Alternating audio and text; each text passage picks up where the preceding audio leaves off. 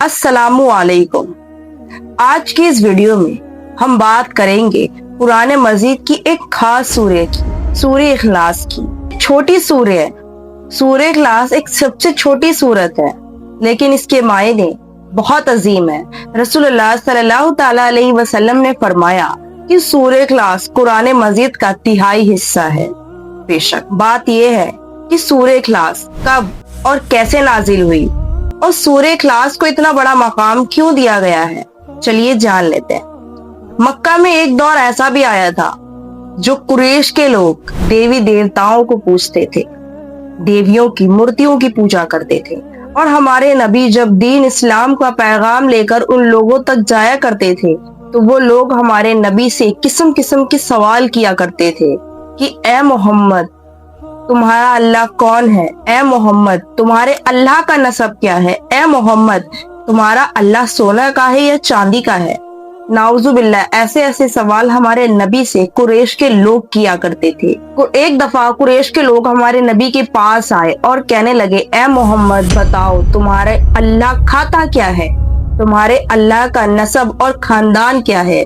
तुम्हारा अल्लाह सोता कहाँ है? तुम्हारा अल्लाह पीता क्या है? तुम्हारा अल्लाह सोने का है या चांदी का है? तुम्हारे अल्लाह का बेटा कौन है? तुम्हारे अल्लाह के माँ बाप कौन है? नाउजुबिल्लाह, ऐसे सवाल हमारे नबी से कुरैश के और यहूदी लोगों ने किए।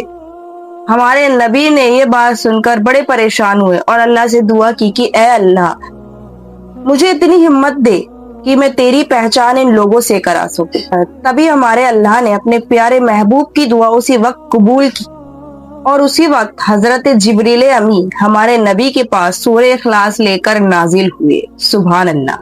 कुल हुवल्लाहु अहद। कुल का मतलब होता है ए नबी, लोगों से साफ साफ कह दो। हुवल्लाहु अहद का मतलब होता है अल्लाह एक है, अल्लाह बेमिसाल है, उसका कोई दूसरा नहीं। ये आयत सारे शिर्क और सारी बुत परस्ती को काट देती है।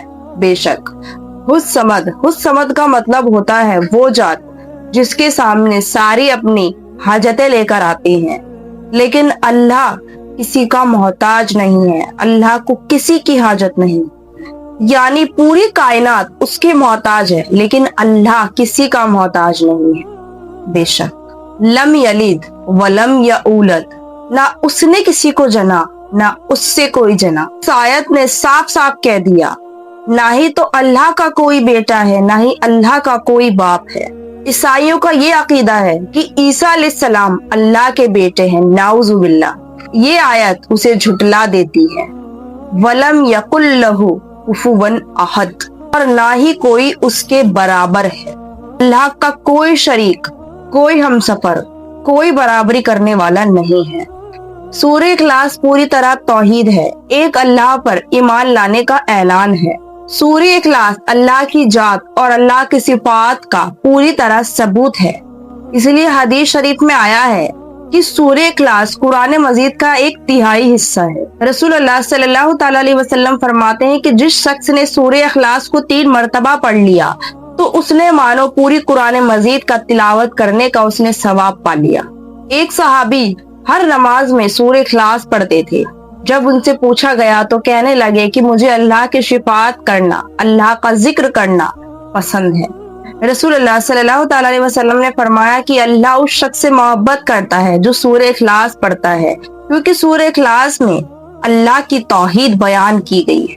बेशक सूरह इखलास पढ़ने वाला शिर्क से बच जाता है। सूरह इखलास हमें याद दिलाती है कि सिर्फ और सिर्फ अल्लाह ही हमारी इबादत के लायक है। अल्लाह के सिवा कोई इबादत के लायक नहीं है। ये एक छोटी सी सूरत है, लेकिन इसने मुसलमानों की पूरी जिंदगी बदल रखी है। अगर आप लोगों को ये वीडियो पसंद आई हो, अब आप लोगों को पता चल गया होगा कि सूरह इखलास इतनी बड़ी फजीलत क्यों है और सूरह इखलास कब और कैसे नाजिल हुई थी और सूरह इखलास के मायने क्या हैं। अगर आप लोगों को ये वीडियो पसंद आई हो तो इस वीडियो को लाइक कीजिए, शेयर कीजिए एंड कमेंट और सब्सक्राइब कीजिए। मिलते हैं जल्दी एक वीडियो के संग, जब तक के लिए अल्लाह हाफिज।